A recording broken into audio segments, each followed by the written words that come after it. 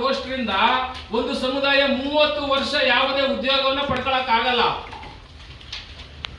ನೀವು ಮಾಡಿರೋ ರೋಸ್ಟರ್ ಇಂದ ಇವತ್ತು ಕ್ರೈಸ್ನಲ್ಲಿ, ವಸತಿ ಶಾಲೆಗಳಲ್ಲಿ, MBBS ನಲ್ಲಿ, ಇಂಜಿನಿಯರಿಂಗ್ ಸೀಟ್ ಪಡ್ಕೊಳಕ್ಕಾಗಿಲ್ಲ. ನೋಡಿ, ಸುಪ್ರೀಂ ಕೋರ್ಟ್ ನಿರ್ದೇಶನ ಇರತಕ್ಕಂಥದ್ದು, ಅವ್ರು ಆರ್ಡರ್ ಮಾಡಿರೋದು ಓನ್ಲಿ ಒಳ ಮೀಸಲಾತಿ, ಎಜುಕೇಶನ್, ಎಂಪ್ಲಾಯ್ಡ್, ಶಿಕ್ಷಣ ಮತ್ತು ಉದ್ಯೋಗಕ್ಕೆ ಮಾತ್ರ ಅವರು ಸುಪ್ರೀಂ ಕೋರ್ಟ್ ನವರು ಆರ್ಡರ್ ಮಾಡಿದ್ದಾರೆ. ನೀವು ಶಿಕ್ಷಣ ಮತ್ತು ಉದ್ಯೋಗಕ್ಕೆ ಇರ್ತಕ್ಕಂಥದ್ದನ್ನ ಯಾವ ರೀತಿ ಸಮಾನವಾದ ಹಂಚಿಕೆ ಆಗ್ಬೇಕು ಅಂತಕ್ಕಂಥ ಒಂದು ಸಣ್ಣ ಕಲ್ಪನೆ ಇಲ್ಲದೆ ನಿಮ್ಮ ಅಧಿಕಾರಿಗಳು, ಸರ್ಕಾರದ ಅಧಿಕಾರಿಗಳು ಕಣ್ತಪ್ಪಿ ನಿಮ್ಮನ್ನ ಕುರುಡರನ್ನಾಗಿ ಮಾಡಿ ಇವತ್ತು ಸಮುದಾಯಗಳನ್ನ ಬೀದಿಗೆ ತಂದಿದ್ದೀರಿ.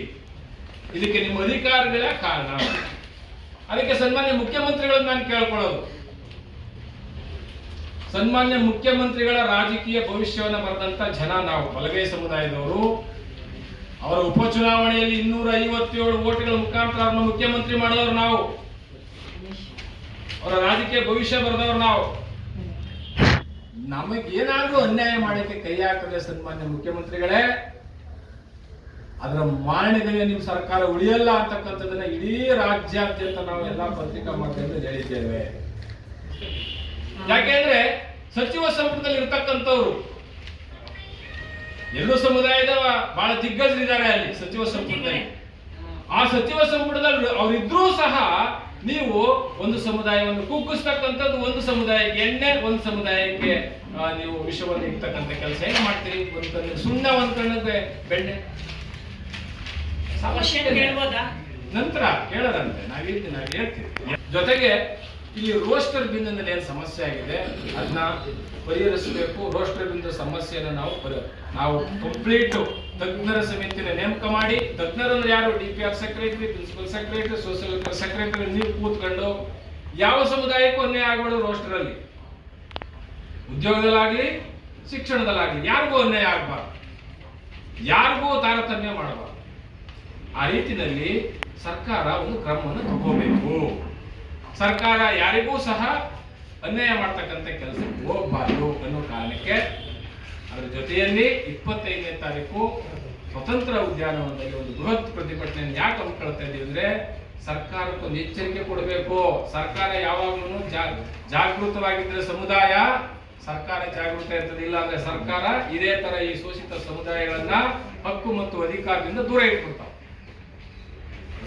ಅವ್ರಿಗೆ ಅದೇ ಬೇಕಾಗಿರೋದು. ಇವರಿಬ್ರು ಒಂದಾಗಿದ್ರೆ ನೆಕ್ಸ್ಟ್ ಕೇಳದೆ ಇವರು ಮುಖ್ಯಮಂತ್ರಿ ಕೇಳ್ತಾರೆ ಅನ್ನೋ ಉದ್ದೇಶ. ಹಾಗಾಗಿ ಈ ಒಂದು ಪತ್ರಿಕಾಗೋಷ್ಠಿಯಲ್ಲಿ ನಾನು ಕೇಳ್ಕೊಳ್ಳೋದಿಷ್ಟೇ, ಇಡೀ ರಾಜ್ಯಾದ್ಯಂತ ಈ ಒಂದು ಅವೈಜ್ಞಾನಿಕ ವರದಿಯನ್ನು ತಿರಸ್ಕರಿಸಬೇಕು. ಹಳೆ ಮೀಸಲಾತಿಯನ್ನು ಜಾರಿ ಮಾಡ್ತೀನಿ, ಹಳೆ ಮೀಸಲಾತಿಯಲ್ಲಿ ಒಳ ಮೀಸಲಾತಿ ಜಾರಿ ಮಾಡ್ತಿದ್ದಾರೆ, ಎಂಪರಿಕಲ್ ಡಾಟಾ ಇಟ್ಕೊಂಡು ಯಾರಿಗೂ ಅನ್ಯಾಯವಾದ ರೀತಿಯಲ್ಲಿ ಮಾಡಬೇಕು. ಸಮಾಜ ಕಲ್ಯಾಣ ಎ, ಸಮಾಜ ಕಲ್ಯಾಣ ಬಿ, ಸಮಾಜ ಕಲ್ಯಾಣ ಸಿ, ಈ ಇಲಾಖೆಯನ್ನ ಸೀಳ್ ಬಿಡ್ತೀರಾ? ಈಗ SSP TSP ಬಂದಿದೆ, ಅದು ಎ, ಅದು ಬಿ, ಅದು C. Next ZP TP MP MLA, ಅದು ಎ, ಅದು ಬಿ, ಅದು ಸಿ.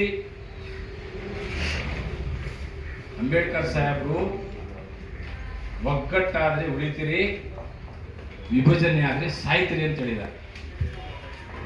ಒಗ್ಗಟ್ಟು ಆಗಕ್ಕೆ ಬಿಡಲ್ವಲ್ಲ ಸ್ವಾಮಿ. ಜಲ್ಲಿ ಬೇರೆ, ಮರಳು ಬೇರೆ, ಕಬ್ಬಣ ಬೇರೆ ಮಾಡಿದ್ರೆ ಕಾಂಕ್ರೀಟ್ ಆಗುತ್ತೆ ಸ್ವಾಮಿ. ಆ ದೃಷ್ಟಿ ಇಟ್ಕೊಂಡು ಈ ಒಳ ಮೀಸಲಾತಿ ಹೋರಾಟ ಯಾವುದೇ ಜನಾಂಗದ ವಿರುದ್ಧ ಅಲ್ಲ, ಯಾವುದೇ ಸಮುದಾಯದ ವಿರುದ್ಧ ಹೋರಾಟ ಮಾಡ್ತಿಲ್ಲ ನಾವು. ಎಲ್ಲರಿಗೂ ಸಮಾನ ಹಕ್ಕುಗಳನ್ನ ಕೊಡಿ, ರೋಸ್ಟರ್ನಲ್ಲಿ ಎಲ್ಲರಿಗೂ ಅವಕಾಶ ಕೊಡಿ.